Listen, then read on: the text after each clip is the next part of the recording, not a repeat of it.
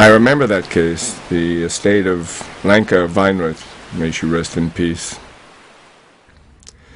I never met Lanka. The court appointed me as neutral counsel to be executor of the estate on behalf of the court, to execute the will and ultimately get the best price possible for the estate, since somebody had to manage things.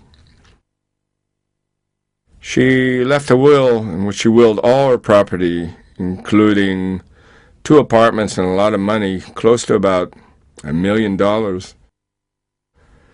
She left it all to a medical institution, and she stipulated that it be donated in memory of her first husband, Dr. Weinrich. The first thing the executor has to do is acquire the property named in the will and then immediately make the relevant notation to the deed, to get his hands on whatever money is in the banks and clarify with the Bank of Israel just what money there is. Lanka was alone. I think she had a boyfriend for some 30 years, Arno Stern, who was himself about 95. In the will, they'd been living in her house, in Lanka's house, and she let him stay there for the rest of his life. She didn't want him thrown out. But besides him, Lanka didn't have any relatives. There was this distant 3rd or 4th cousin who at the time expected there'd be a will that might mention him too, because he'd helped her manage her affairs, but he wasn't mentioned in the will. He was only named as someone who would help manage things. He'd hoped she'd leave a letter in the safe deposit box about something coming to him, maybe something from the contents of the flat, at least something like that, because she'd promised him a few things, a carpet or something. So one of the things we did was go to the safe deposit box, and we opened it together with him. I opened it with someone from the bank so as to record an exact protocol. You write down a precise record so that later you make sure everything's above board, and also you make a record of the whole business. We found a lot of gold coins in the safe, and dollars and euros in sealed envelopes, about $100,000 worth or more. What stunned me was that the safe deposit box also contained an envelope of photographs, pictures of family, of little girls, and maybe parents or something. I looked at them and thought, what's someone doing with photographs, putting them in a safe deposit box? You keep photos at home. Maybe you want to look at them now and then. What are you doing putting photos? I mean, the second you die, the photos end up in the street, so what's the big deal? It's not like they're made of some special material. Anyway, I took the envelope with the photos. I was really curious that the most valuable thing, because we found jewelry in the house, the most valuable thing to this woman was these photographs, which she'd put in the safe deposit box. Photographs that no one would care about. There aren't any kids, there aren't any cousins. Nobody cares what she looked like when she was younger, what her first husband looked like. And I was curious, beyond having been named the executor, what in God's name leads someone to put photographs in a safe deposit box? Something seemed off about it. All they were was passport photos and some other photos.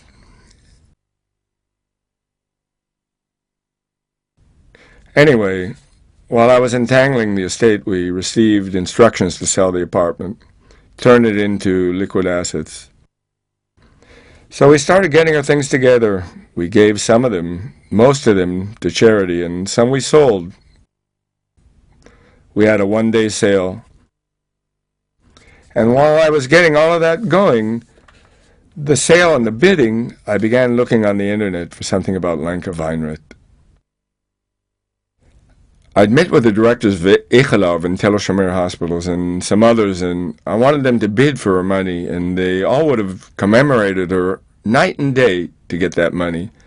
All the hospitals in Israel, no argument there. So I was poking around to see if I could find something, some fact, and what I found was that her first husband, He was the one she wanted commemorated. Ernest. Ernest Weinrich. And I remember it was a Thursday, and I remember his name came up on the website of the Chevra Kadisha. It said he was buried at the Kiryat Shaul cemetery. He'd been interred in 1964, I think it was. But what jumped out at me was that his yahrzeit, the anniversary of his death, was the following day, Friday.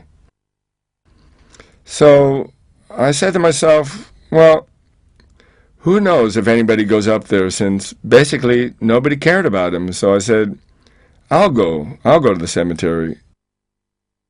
It was a Friday. I took a memorial candle and went with my wife, Mira. We wandered around the older parts of the cemetery. They told us what plot he was in, but by afternoon we still hadn't found him. We were almost at the end of our tour of the cemetery when we found it under this tree. The bushes there obscured half the graves, but we found his grave, and to our surprise, Lenka Weinrich was buried there too, in the same grave. I photographed the headstones. I still have that photograph. I think her relationship with Ernest, what I think is, it was a very great love.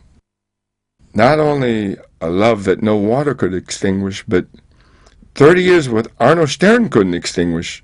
And to my astonishment, she was buried there in the same grave, since today you can bury two people in one grave. So I guess that says something. The will, too, indicated that it was a strong relationship that it never really ended. That he was this, you can see it in the photos, this father figure. I think he was more like a father. He protected her, and this remained strong between them. I don't envy Stern. How did he last 30 years with a woman who probably closed her eyes at night and thought about her previous man, her true love? So one thing led to another, and I talked to the distant cousin who said that based on what he knew, Lanka and Ernest had come from Yugoslavia. They'd both been partisans. He was a doctor. She met him there in the forest. She was about 15 years younger than he was. It was their love that lasted throughout the war, in the forests.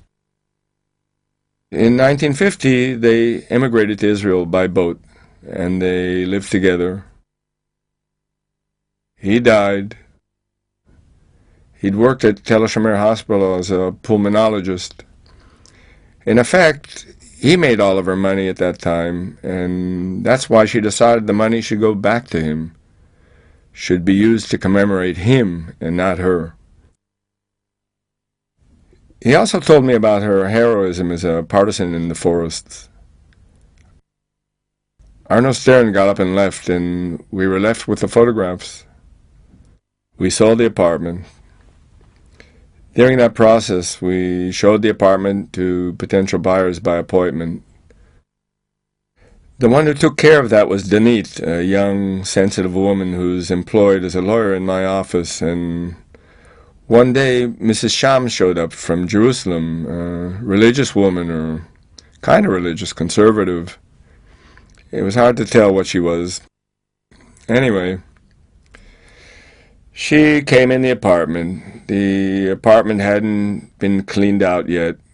So the dresses and the clothes and the underwear and the makeup and the medications, everything was still in the house. The house looked like someone had just gone out that morning and left the dishes in the sink because we didn't know what to do with everything. So Danit was walking through the apartment with her, showing her the place, and when they get to the bedroom, she says to Danit, "Can't you feel that Lanka's here? Don't you feel her spirit?" Well, Danit nearly fainted. She said no, but Mrs. Shams insisted. "Can't you see she's here?" Danit ran to the living room, and so it went, as Danit told me. She continued showing the apartment, but whenever anyone asked about the bedroom, she would just point and say, "It's over there." but she refused to go in there herself. She was afraid to go in the bedroom, as if Lanka would be mad at her or something. Anyway, eventually we opened the bidding on the apartment. It was the final stage. We had 5 or 6 bidders, and we started sort of auctioning the place among them. And the price kept rising, far above any objective estimation of the apartment's worth. It kept rising by tens of thousands of dollars. A few of the bidders got really worked up about it.